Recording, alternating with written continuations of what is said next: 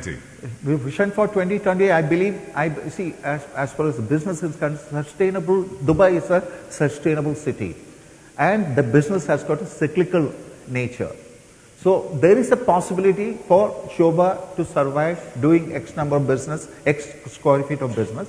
And I planned that very carefully. Opportunity is something, but the business, the sustainable business is another thing. So I believe in sustainable business rather than opportunities. And Dubai always has got a sustainable business volume. Of course, cycles will come and you will find that you are not able to do that. Then you have to cater, you have to structure your finances in such a way that you will not go through a problem when you go through a cycle. Bad cycle. The real estate market at this point in time, the prices,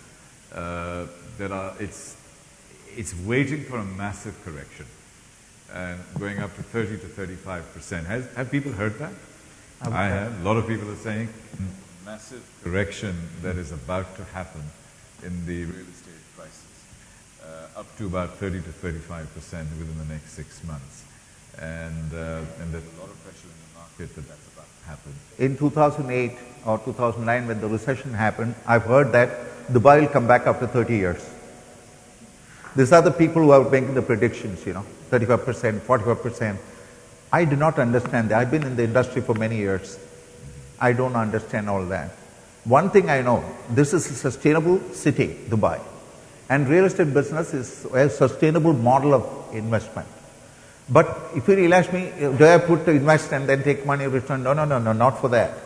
There is a volume of there's a volume of business in residential and commercial sector, which is the potential of this city, and it will go on happening with the cycles. Some cycles, some certain years there will not be any growth at all. And if you really ask me, how do you define the cycle? To be very frank with you, somewhere recently I've started getting a feeling post 2008, which was the world went through a spin. That 2008 has been a real this thing, wherein cycles have become shorter. According to me, it's a 3 years, 1 year cycle. According to me, it has no relevance at all. It's only my imagination. If you really ask me scientifically, can you tell me what's the reason of the 3 years, 1 year cycle? I cannot explain that at all. My gut feeling tells me it's a 3 years, 1 year cycle. Dubai, only thing which I can say is Dubai is highly sustainable city. If you really ask me, about 5 billion people live 8 hours distance from Dubai. And there is no such infrastructure in the Indian subcontinent. We don't have this kind of city.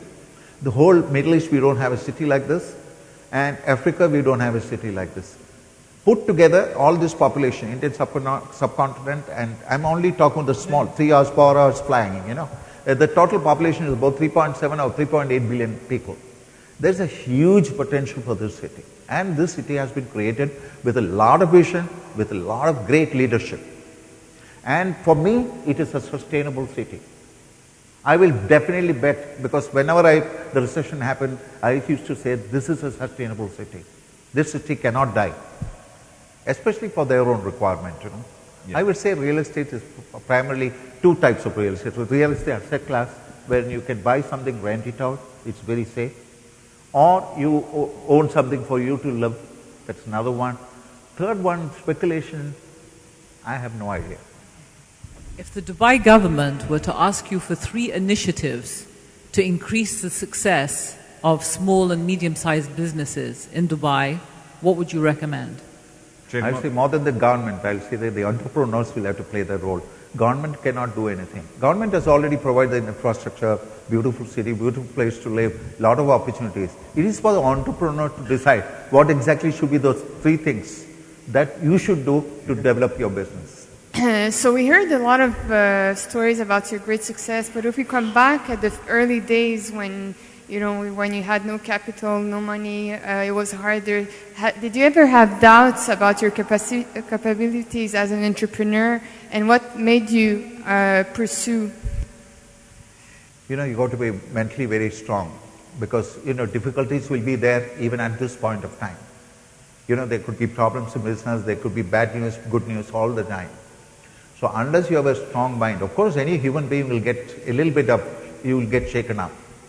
You need a very strong mind to be in business. You have to, because that is one requirement for the business. Because when you go through the down, every day A human being will have some problem or the other, some good news, some bad news. We have to live through all that. That's a very, very important requirement of a business person. Even human life is like that. I don't think it's only for business people. Even for professionals, even for families, they go through the bad, good and the bad. So I'll say that it is important that to have the mental strength. Of course, this is a time where your wife helps you. When you are a little down, your wife definitely plays an important role. I have seen one thing in my life, that women are more stronger than the men in this part of this thing, and especially when you're weak, the lady will support you a little bit. Hello. I am an ex-Infosys employee, and you have worked, very closely with Mr. Narayan Murthy. A question which I would want to ask you, being so successful, Mr. Narayan Murthy has been so successful. What are the similarities and dissimilarities between you and Mr. Murthy? Difficult question. Anyway, the similarity between Narayan Murthy and myself, yes. We have been working together for the last 16, 17 years, Mr. Murthy and myself. I think we have professional respect for each other. Recently, an incident happened, which is they are making the biggest clock tower in the Mysore campus. I don't know if you are aware of it. It's going to be the biggest clock tower in the whole world. So the architect is Hafiz Contractor, and architect designed the tower, and these decided 4 locations in the campus. And 2 locations were straight away rejected. 2 locations there was a debate. Narayan Murthy on one side, and the other side Ramdas Kamath and the architect Hafiz Contractor. They were strongly recommending that this. Then finally Narayan Murthy said, why don't you go and ask Mr. Menon where the location should be? So I flew to Bangalore recently, about 3 days back, and I went to the campus, Mysore campus. I went around with the whole team, Ramdas Kamath, etc., etc. And I felt the clock tower should be this location.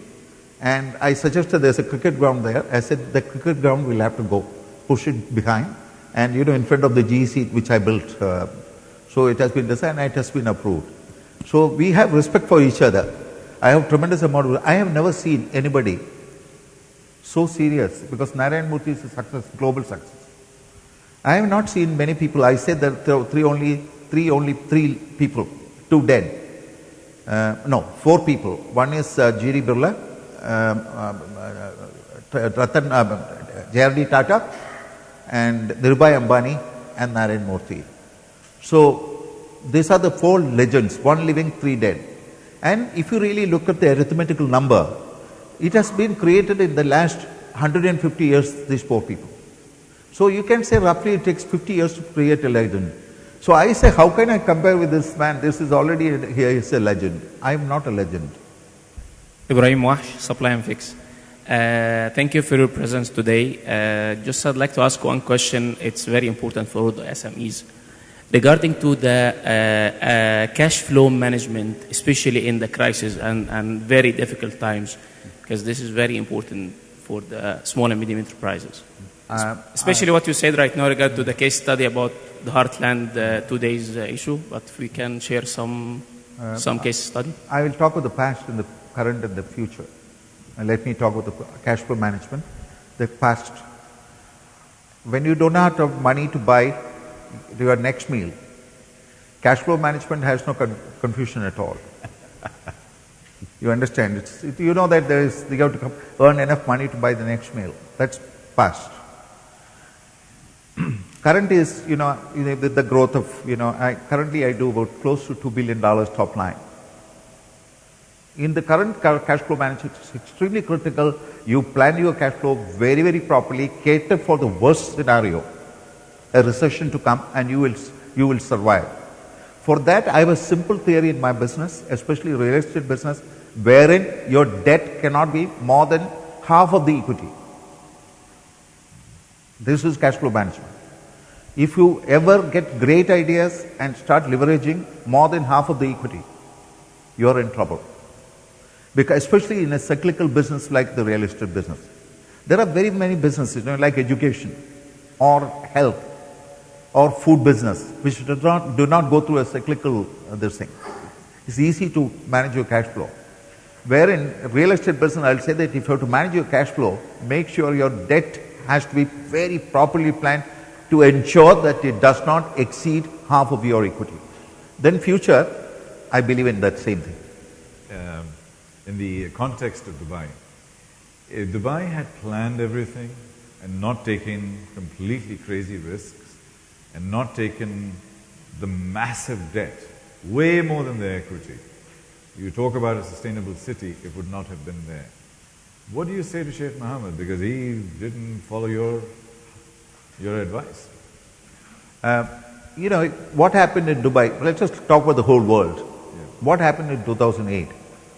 The whole world went through a spin. And nobody talked about any other place other than Dubai. They were only focusing, the Western media and the Western press was only focusing on Dubai. If you really ask what happened later on, what happened to Greece, what happened to Italy, what happened to France, what happened to the United States? I agree. You understand, all the countries went through a very bad phase. But the most, you know, you put a microscope on top of Dubai and exaggerate whatever it is. It was more a bad publicity. See, for example, Dubai is part of a state, part of a country, which is UAE. Central bank sits there.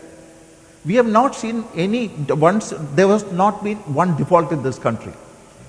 This country never defaulted. People talk, they will default. Has it happened? It never happened. How he plans, how he does is not our business. It has never happened. But the kind of publicity, the kind of, you know, astrological prediction that Dubai is going to default. But other countries defaulted, like Greece defaulted, Cyprus defaulted. You know, so many, recently the South American country defaulted. So we talk only, the media was so focusing on that. And you see, America went through, the Citibank was almost in trouble. All the banks in the world was in trouble. So Dubai survived because Dubai never defaulted. This is a real situation, real story. It's not my imagination. Have they defaulted? No. We talked about business. We talked about success. I'm very keen to know, or if you can highlight your other initiatives, like what you have done in terms of charity, in terms of We're going to get to that as a part of the final closure. Okay. Hello. My question is, when you started your business, obviously there are different sectors. There is accounts, there is business planning and other departments. Which department do you think you have to keep as a business owner closest to you? Just one department that you would want to oversee all the time personally. You know, just what would be the most important department? Thank you. You know, when you talk about feasibility of business, I got my own definition about a feasibility. That lady. A feasibility of a business is this, one sentence definition. The ability to sell a product or service at a price which is acceptable to the customer, on which the seller can make his targeted margin of profit. If that is done, the business is done. Of course, you may say because of mismanagement, etc., etc. If you do not have business, there is no business. So the most important thing is selling. I am always there on a daily basis. All the points of my business report to me by 6 o'clock in the evening. What sale happened during the day, what amount was collected during the day. This is extremely important for a business to be successful.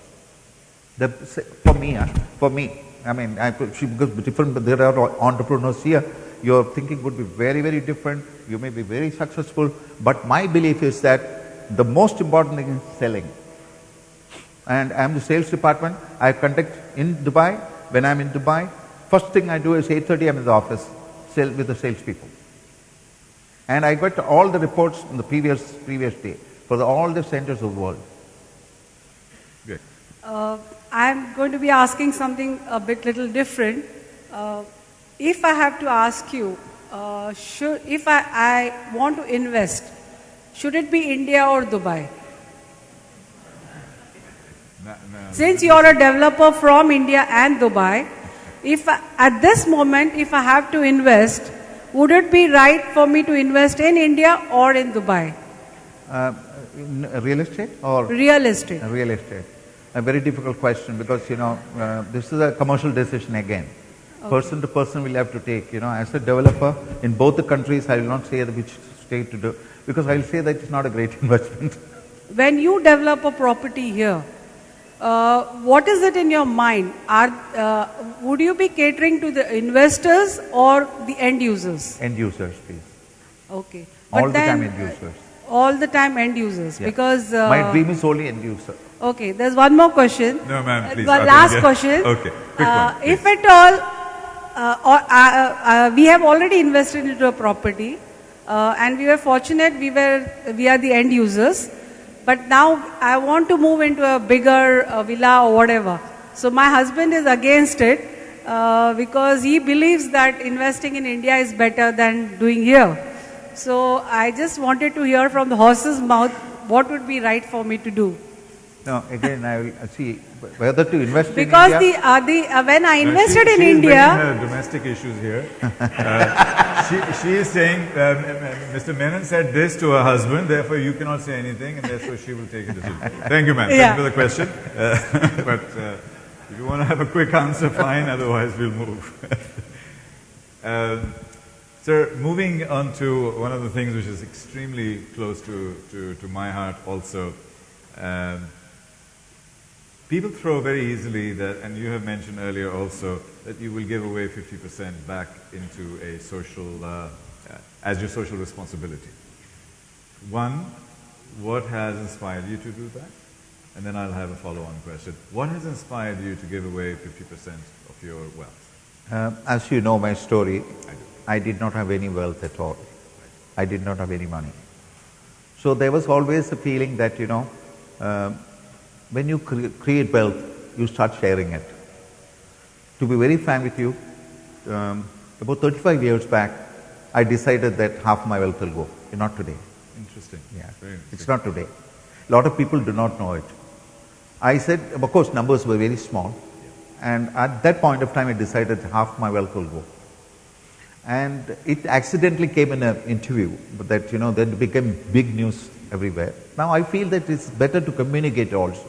So that all of you who is extremely successful should contribute for the benefit of the people who do not have it. I always say that, money at this point of time cannot make any difference in my life. The money that I have created or I'll create.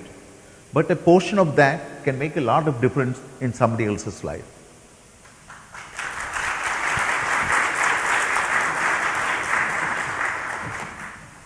So how are you shaping a fundamental change in other people's life through your large investment? So because you are a wealthy man, so let's say it's a few $100 million. How would you deploy that? What would you do to change other people's For me, there are two locations. First, to start with. First location is India, my country. I call it my mother country. And Oman, which was created, because I always say that I went to Oman without a spine. Spine was created by Oman. So I have decided, suppose I'll go to the numbers again, 50%, 20% of 50%, that means 10% of whatever I give will go to Oman, and 40% will go to India. Education is a very important thing for me. I have also decided to put up school in Oman. I've already decided the location. I was in Oman last week. I decided the location. I am going to put up a school for 600 children there. When I do this education, I have one policy. I do not do business there. There is no collection department. Nothing I collect. It's only, I'll tell you, I already ran a school in India where I've decided 3 locations. One is Kerala, the other one is Bangalore, third one is Delhi. So that across the country, I am planning to put 12,000 children in school. My schools are high international school. When you come there, you will not believe they could be much better than the international schools here. But it is meant only for the poorest of poor. Poorest of poor means poorest of poor. It is not meant for somebody who can pay $1 fees. And the school is maintains a very, very high standard, because the most important thing in India today, or the whole world, education, give education to children and make them, that brings in sustainability to the human being and the family. And my dream is start from KG1,